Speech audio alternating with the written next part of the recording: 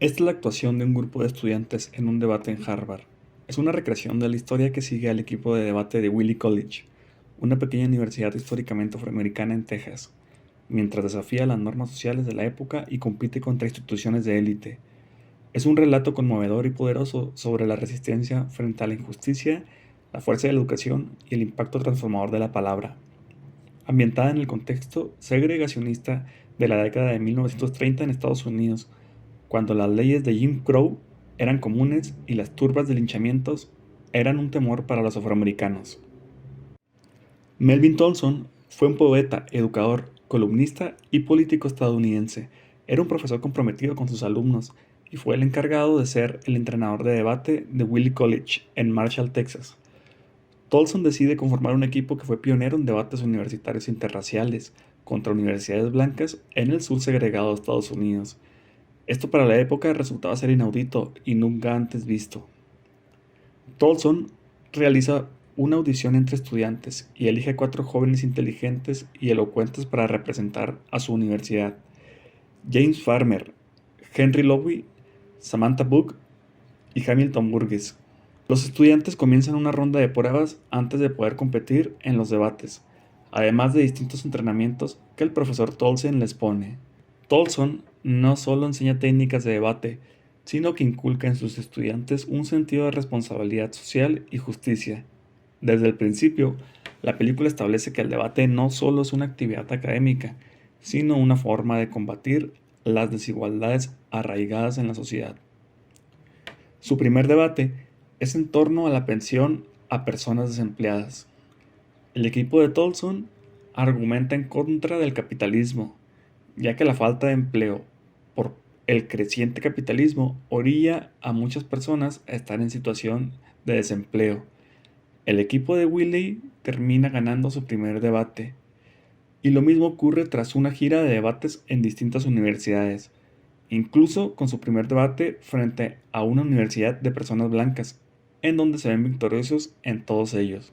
Tiempo después, consiguen llegar a la Universidad de Harvard.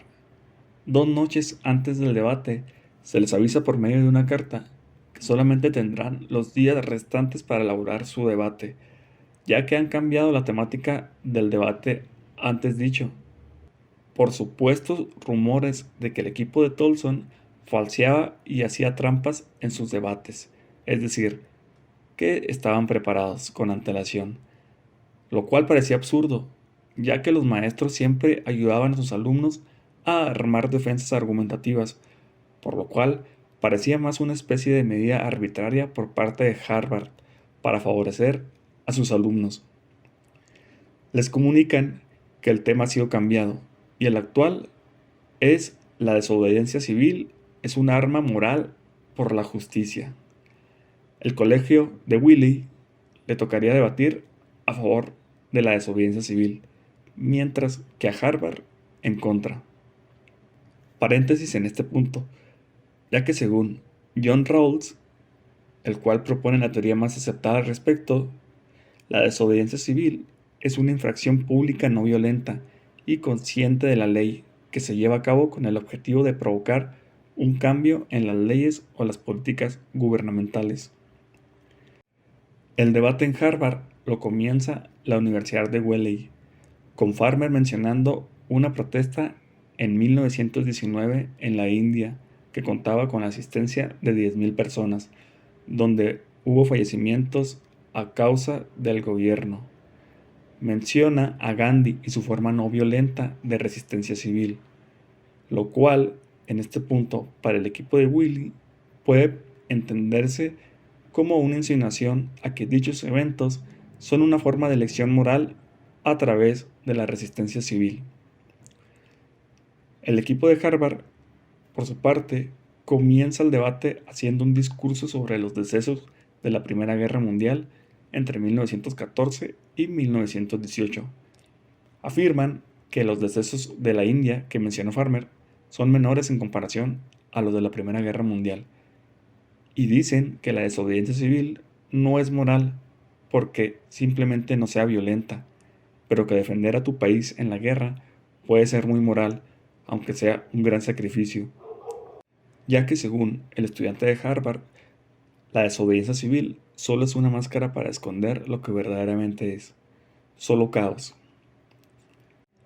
En el turno de Book comienza diciendo que Gandhi cree que uno siempre debe actuar con amor y respeto por sus oponentes, y que también Gandhi cree que los delincuentes deben aceptar las consecuencias legales de sus acciones, preguntando al público si acaso esta afirmación suena a caos. La desobediencia civil, dice, no es algo a lo que se le deba temer.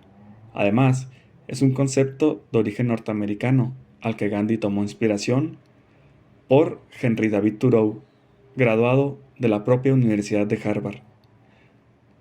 El equipo de Harvard luego contesta descalificando las ideas de Thoreau, tachándolas de idealista, ya que afirman que ninguna idea prevalece sin el apoyo de la mayoría. Es el precio de la democracia, dicen. El pueblo decide las normas morales, no solo una persona y su pretensión de resistencia civil. Book contesta que las mayorías no pueden decidir lo que está bien y mal, sino la que decide es nuestra propia conciencia.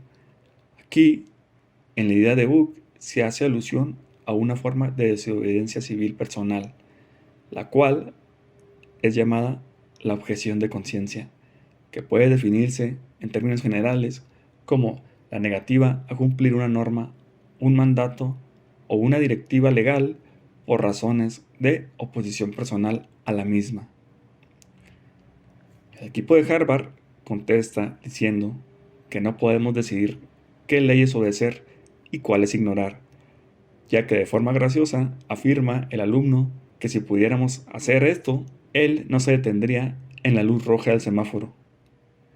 En realidad, este argumento es una reducción al absurdo, ya que la objeción de conciencia para no obedecer normas legales solamente aplica a ciertos temas particulares, donde los argumentos para obedecerlos son polémicos en su generalidad.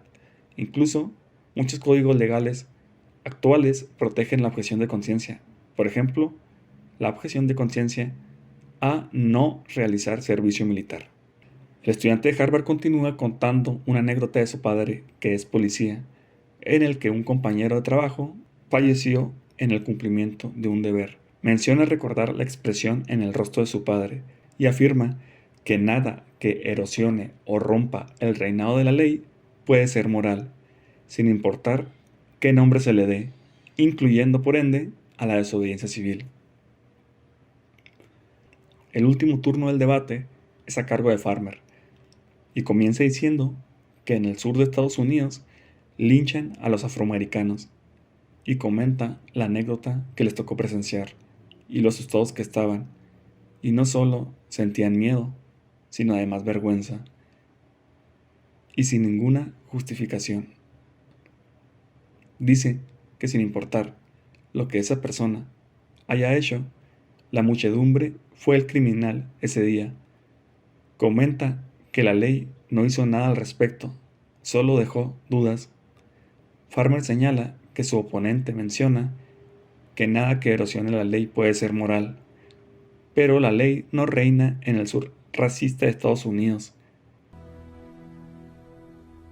San Agustín dijo: una ley injusta no es una ley. Significa que tengo el derecho o el deber de resistir con violencia o desobediencia civil.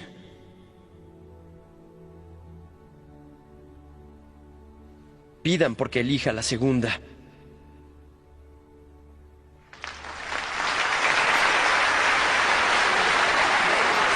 Después el público ovaciona su discurso y la Universidad de Willy termina ganando el debate del día. La cita a la que se alude sobre San Agustín hace referencia en lo que en filosofía del derecho es conocido como el derecho natural o iusnaturalismo, postura que sostiene que las condiciones de validez jurídica no se agotan con los hechos sociales. El contenido moral de las normas también influye en su validez jurídica. Es decir, es la creencia que toda la ley está fundamentada primordialmente en normas morales. Por ende, si la ley llega a ser injusta moralmente, las leyes promulgadas no son realmente leyes, aunque hayan sido aprobadas por una mayoría legislativa. La postura contraria a esta afirmación es la positivista. Uno de los aspectos significantes sobre la película es el tema de la resistencia civil, que puede entenderse también como resistencia cultural, la cual es una forma de resistencia que en muchas ocasiones es una respuesta a lo que el antropólogo Bonfil Batalla define como control cultural, en donde dos grupos étnicos entran en contacto asimétrico y surgen procesos entre estas dos o más culturas distintas que se interrelacionan en formas de estructuras de dominación y subordinación, como en el caso precolombino con el Imperio Español o el caso estadounidense de los anglosajones y los afroamericanos. Los procesos de resistencia, nos dice Bonfil, son con miras a que una comunidad étnica pueda establecer una cultura autónoma, aunque aparte de la resistencia cultural, entran además otros factores en juego, como por ejemplo la fuerza de la imposición de la cultura ajena, la capacidad de apropiación de los elementos ajenos, los cuales pueden llegar a ser parte de la cultura propia o autónoma si se apropia no solo del control sobre su uso, sino también del control de su producción, y la pérdida o enajenación de la capacidad de decisión de un grupo sobre elementos culturales propios. En ese contexto, Bonfil propone el control de la toma de decisiones sobre la permanencia o el cambio cultural, como vía política para que los grupos subalternos luchen por conservar su autonomía y su identidad propia. Por la misma línea, Antonio Gramsci analiza un concepto de hegemonía cultural, el cual se refiere a la estrategia desplegada por un determinado grupo social para generar la aceptación de sus propias posiciones ideológicas entre los otros grupos sociales por medio de la persuasión y el consenso, a través de lo cual esa clase social logra establecer su dirección o su liderazgo ideológico sobre las otras clases sociales. El ámbito en el que se desarrolla la lucha entre las clases para establecer su hegemonía es el de la sociedad civil. Hegemonía como forma consensual de dominación. La hegemonía como forma consensual de dominación se opondría a los modos coactivos de dominio, mientras estos se caracterizan por la imposición de los propios decretos a sujetos opuestos en principio a ellos, por lo que es preciso recurrir tácita o expresamente a la fuerza. La hegemonía entonces se basa en el despliegue de dispositivos de integración ideológica. Todo lo anterior puede reflejarse en las ideas y sucesos mostrados en la película El Gran Debate. Ella nos deja enseñanzas en cómo la imposición cultural de un grupo determinado sobre otro puede volver injustas leyes, prácticas y costumbres culturales, además de generar tratos discriminatorios y formas de exclusión hacia las personas. Por ello, el debate, la educación, el intercambio tolerante cultural, la pluralidad de ideas y la desobediencia civil son herramientas sociales de resistencia cultural para reducir desigualdades morales y culturales en una comunidad.